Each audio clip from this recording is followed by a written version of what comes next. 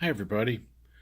Going to look at this super high quality Imprexion home theater UPS. This was purchased from Monoprice, oh geez, I don't know, 6 years ago maybe.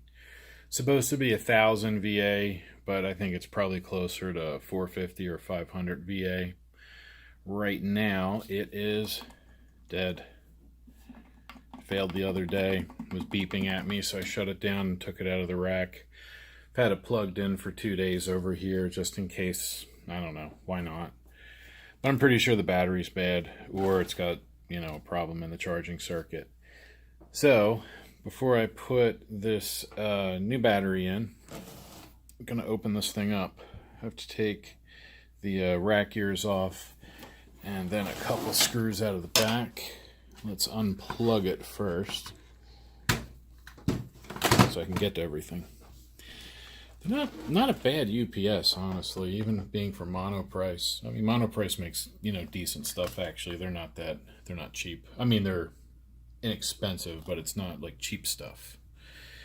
Now,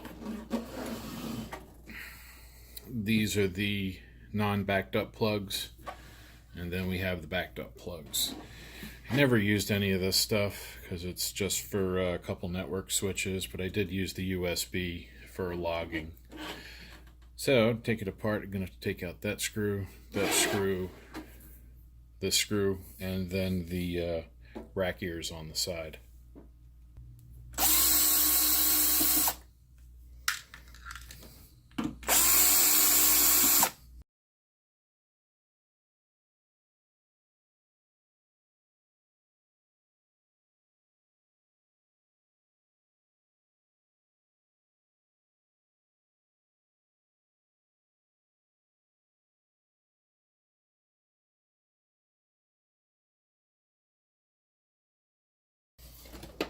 Now, let's see.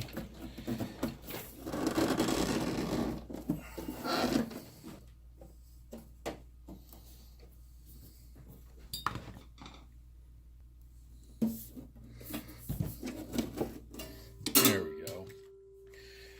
Alright, top is now loose.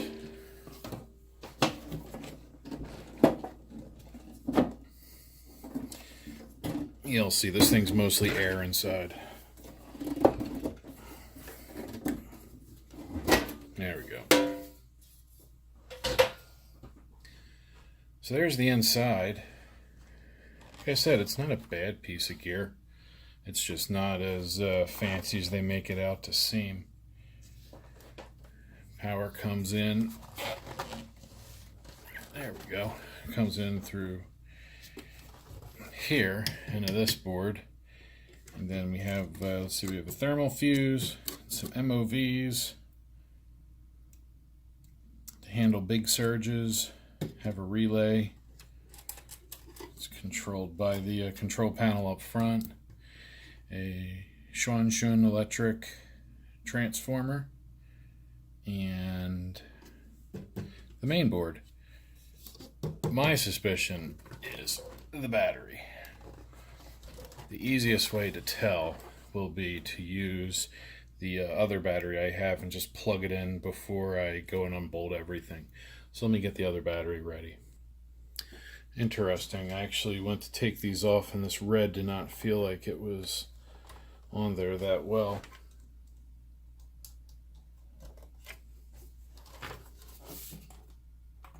Nothing. Let's put a meter on it first, just to make sure.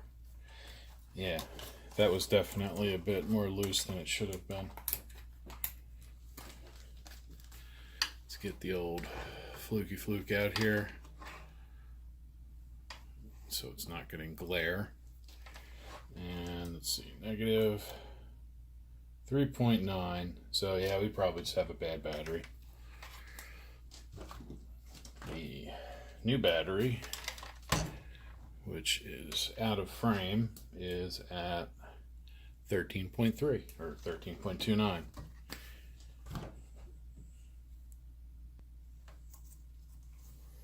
Let's just plug positive in and then negative. Oh yeah, Made a nice pop when I connected that. Oh yeah.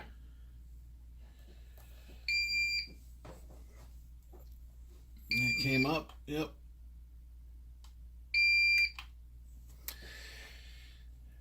Here, let me back it up so you guys can see the screen. Let's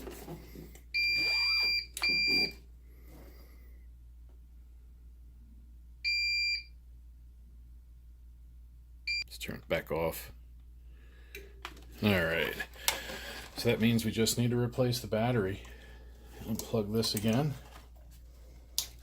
Move the battery, and let's have to get those nuts out and those nuts. So let's see, let me get a nut driver. I think I have one. And I don't have a 6 or 7 millimeter nut driver here, so I'm going to use this mini adjustable. And rather than make you guys sit through watching me do this, I'll be right back. Alright, so I got the last nut out. So now the bracket pops off. We can get this old battery out. Yeah, oh, right here. I don't know if you guys can see that crease. This cell is bloated. That makes sense. It's an older battery. It's from, I don't know if this has a date code on it anywhere. It's probably, maybe that's it, 2015 maybe. Not sure. Now sometimes you can bring these back to life if it's not too bad. You can pop. Come on, cover.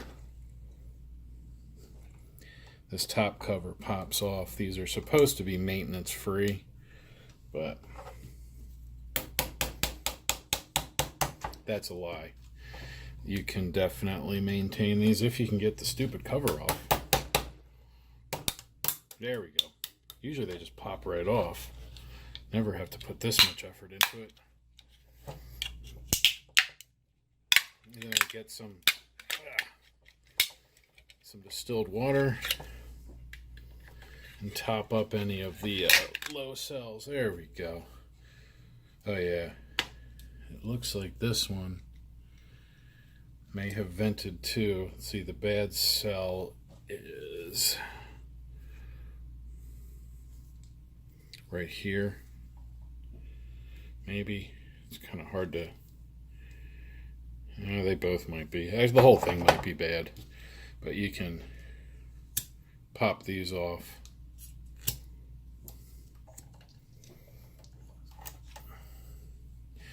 And top them, add the water where it needs to be.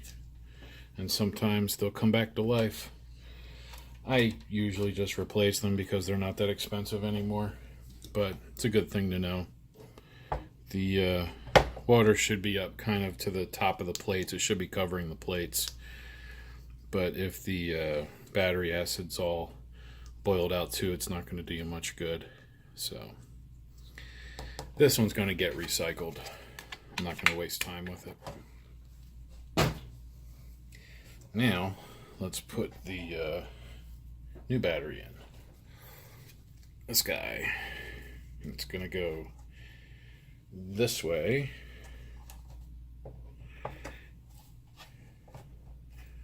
And then the cover will keep it spaced. Now be careful of the contacts. Don't hit the contacts with the cover when you're putting it in. Fortunately, there's some standoffs down there that keep the battery in position.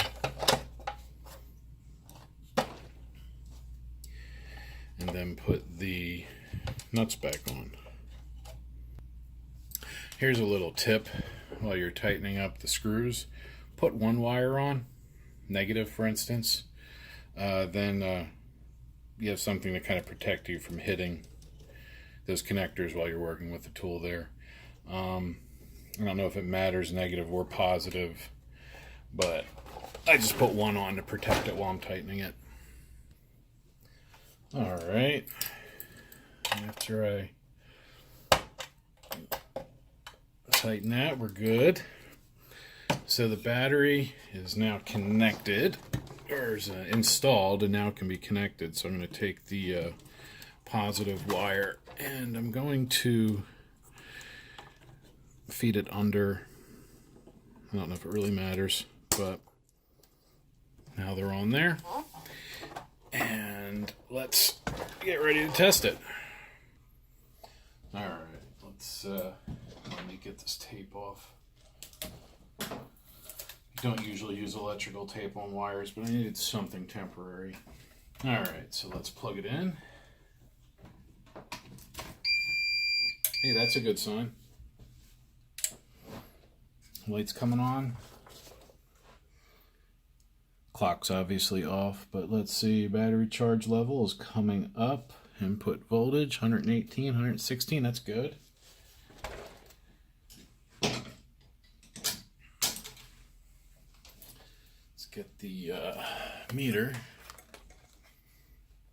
You guys can see that. And let's go to AC. Can you see that a little bit? Let's get the backlight on. There we go. So these are just surge protect only. 115-ish. Good.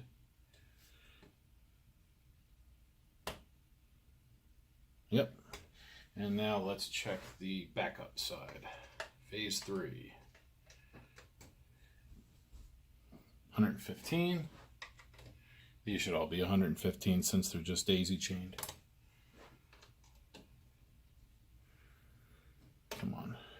There we go. All right, and then let me kill the power strip. Let's put it in protect mode.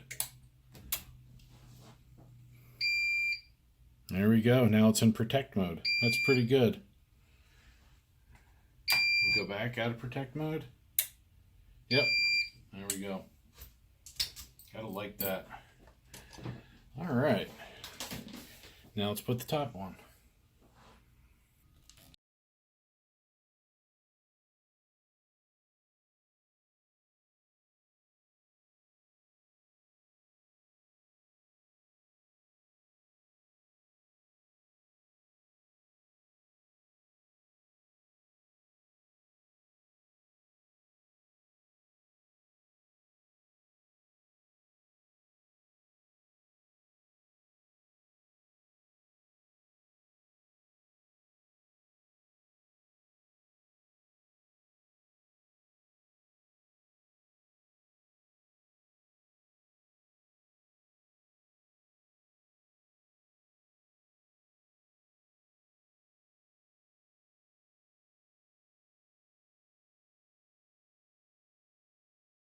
And last but not least,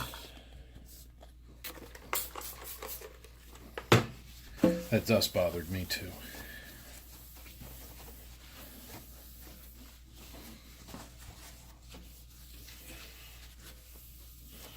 All right, well, that was a good one. I'm going to leave this plugged in and power it up for the night.